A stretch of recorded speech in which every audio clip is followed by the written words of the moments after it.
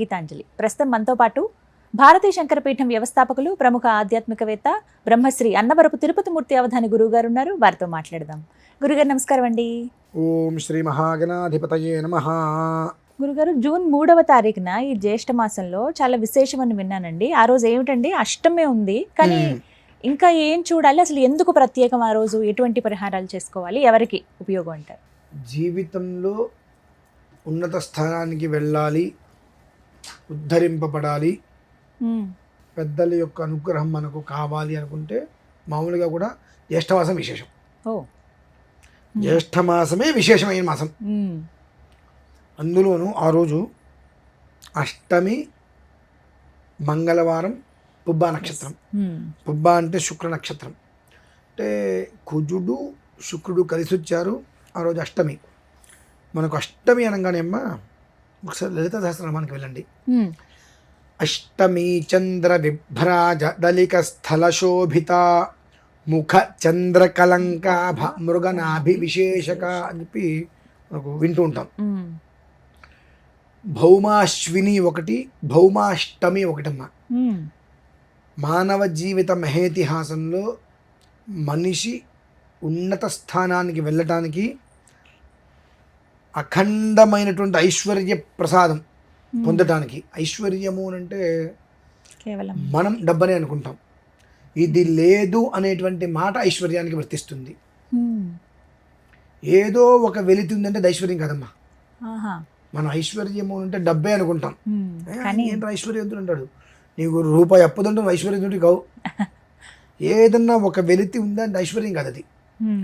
అలా స్థిరంగా ఐశ్వర్యాన్ని ఇంట్లో స్థిరచిత్తంగా ఉంచుకోవడానికి, ఉండటానికి మహత్తరమైనటువంటి రోజులు ఏమైనా వస్తాయి ఏనంటే భౌమాశ్విని, భౌమాష్టమి అంటే మంగళవారంతో కూడినటువంటి అశ్విని నక్షత్రం, అలానే మంగళవారంతో కూడుకున్నటువంటి అష్టమి. ఈ రెండు చాలా విశేషమమ్మ. దక్షిణ శృంగం, ఉత్తర శృంగం, సమశృంగం అని చెప్పి చంద్రుడికి 3 పేర్లు. అంటే 3 ఒక పౌర్ణమి రోజు నాడు ఇలా ఉంటాడు.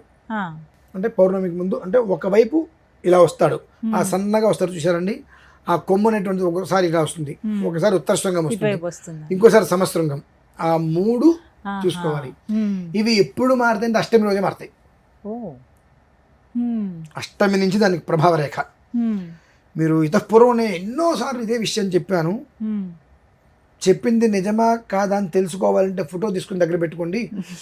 ఒక ఇసుక లేనివంత కూడా తేడా రాదని కూడా చెప్పానమ్మా. చంద్రుడిని అష్టమి రోజు ఫోటో తీస్తే పౌర్ణమికి ముందు అష్టమి ఫోటో తీయండి, అమావాస్యకి ముందు మళ్ళీ అష్టమికి ఫోటో తీయండి. ఇంచు కూడా తేడా ఉండదమ్మా. ఇసుక లేనివంత వెంట్రుక వాసన కూడా తేడా ఉండదు, ఒకే యాస్టీస్గా ఉంటుంది. అంటే ఎప్పుడూ కూడా ఆ జీవితం అనేటువంటిది నువ్వు ఎంత సంపాదించినా ఎలా ఉన్నప్పటికీ కూడా మూలం అనేటువంటిది మర్చిపోకుండా ఎప్పుడూ తల్లో నాలుకలాగా అందరికీ కూడా అందుబాటులో ఉంటూ ఏ రకమైనటువంటి సమస్య మళ్ళీ ఉత్పన్నం అనేటువంటిది కాకుండా పరమైశ్వర్యంతో ఇది లేదు అనేటువంటిది వెలితి లేకుండా జీవితకాలం పాటు కూడా ఆ జీవితాన్ని ముందుకు నడిపించేటువంటిదే అష్టమి తిథి. అది ఏ అష్టమైనా సరే అష్టమి తిథి. ఒకవేళ ఆ అష్టమి రోజు నాడు మంగళవారం వచ్చిందా బహు విశేషం. ఇప్పుడు అదే ఒకవేళ ఇంకా అశ్విని నక్షత్రం కలిసి వచ్చిందా ఆ జన్మ తరిస్తుందమ్మా. 2 ఇప్పుడు పుబ్బా నక్షత్రం, కుజ శుక్రుడు మంచి మిత్రులు, వాళ్ళిద్దరి కలయిక అనేటువంటిది ఆ మనిషి అతనికి ఎన్ని బాధలున్నా ఎదుటి మనిషిని నవ్విస్తూనే ఉంటాడు. అటువంటి యోగం ఎక్కడో సంప్రాప్తమవుతుంటుంది. కనుక ప్రతి ఒక్కరూ చిన్న కలశం ఏం పెట్టుకోను, కలశం కాదండి ఏంటి అమ్మవారి విగ్రహం బటన్ వేలు అంటున్నా సరే పెట్టుకొని నమో దేవ్యై మహాదేవ్యై శివాయై సతతం నమః, నమః ప్రకృత్యై భద్రాయై నియతా ప్రణతాస్మతాం. దొరికితే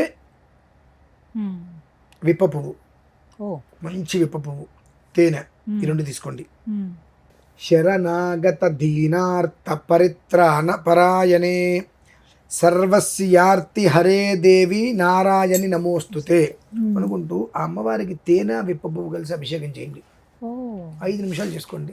ఆవిడేమో నాకు 2-3 గంటలు చేయమని చెప్పలేదు, 5 నిమిషాలు చేసుకోండి. అందులోనే సర్వాబాధా ప్రశమనం త్రైలోక్యస్యాఖిలేశ్వరి ఏవమేవ త్వయా కార్యమస్మద్వైరి వినాశనం. ఇది ఒకటి.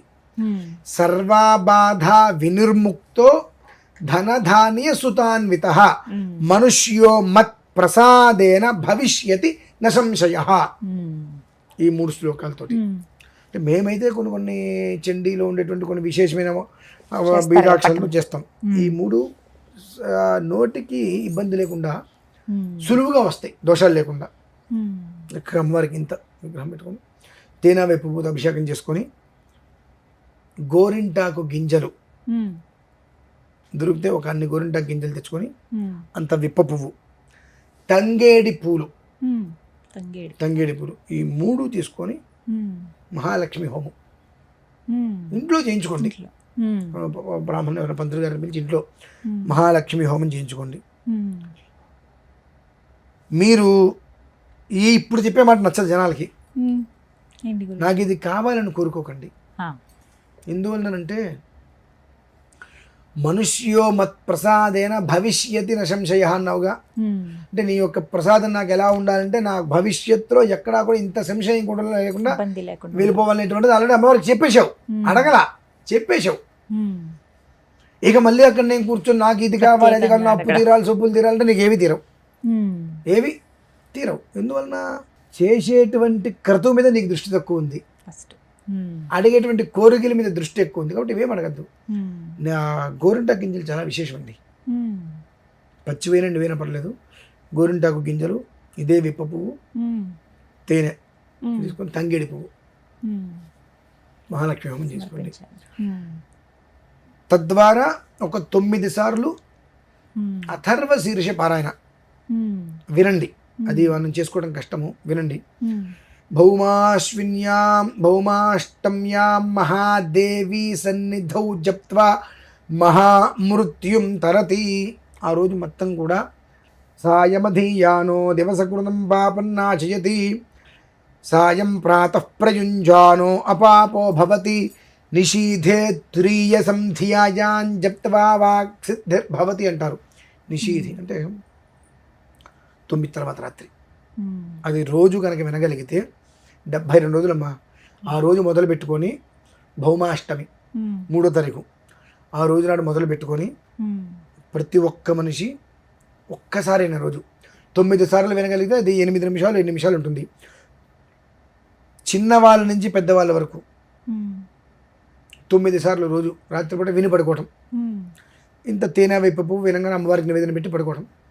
అలా 72 రోజులు కనుక చేసినట్లయితే దశవారం పఠేద్యస్తు సద్య పాపై ప్రముచ్యతే మహాదుర్గానతరతి మహాదేవ్యా ప్రసాదతః.